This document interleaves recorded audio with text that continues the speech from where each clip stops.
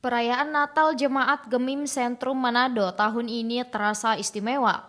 Jemaat mendapat kunjungan langsung dari Menteri Agama Republik Indonesia Nasaruddin Umar yang hadir mengikuti ibadah Natal bersama jemaat. Kunjungan ini menjadi simbol perhatian pemerintah terhadap kehidupan beragama dan kerukunan umat di Sulawesi Utara.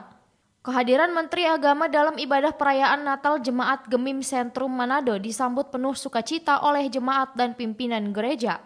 Ketua Badan Pekerja Majelis Jemaat Gemim Sentrum Manado, Pendeta Esther DJ Elizabeth Karinda menyebut, kunjungan ini sebagai momen bersejarah dan penuh makna bagi jemaat. Puji Tuhan karena Jemaat Gemim Sentrum Manado diberi kesempatan untuk menerima tamu istimewa Pak Menteri Agama yang boleh berkunjung dalam ibadah perayaan Natal Jemaat 25 Desember saat ini.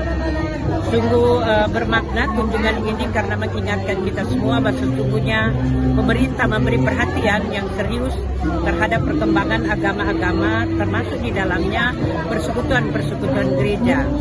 Maka seperti yang kami katakan tadi dalam sambutan bahwa gereja ini bukan cuma sekedar tempat beribadah tetapi menjadi pusat kerukunan, pusat kedamaian, pusat pembinaan sehingga semakin banyak masyarakat dan anggota jemaat yang boleh hidup rukun dan damai melalui persekutuan-persekutuan gereja. Sementara itu, Menteri Agama Republik Indonesia Nasaruddin Umar mengapresiasi suasana Natal di Manado yang penuh kehangatan dan kebersamaan lintas umat beragama. Biasanya kami di Jakarta saja ya, tetapi saya ingin merasakan kebahagiaan yang dirasakan oleh warga masyarakat Manado. Ya ternyata apa yang kami saksikan luar biasa ya, terjadi kerukunan yang luar biasa dan ini perlu menjadi contoh untuk daerah lain.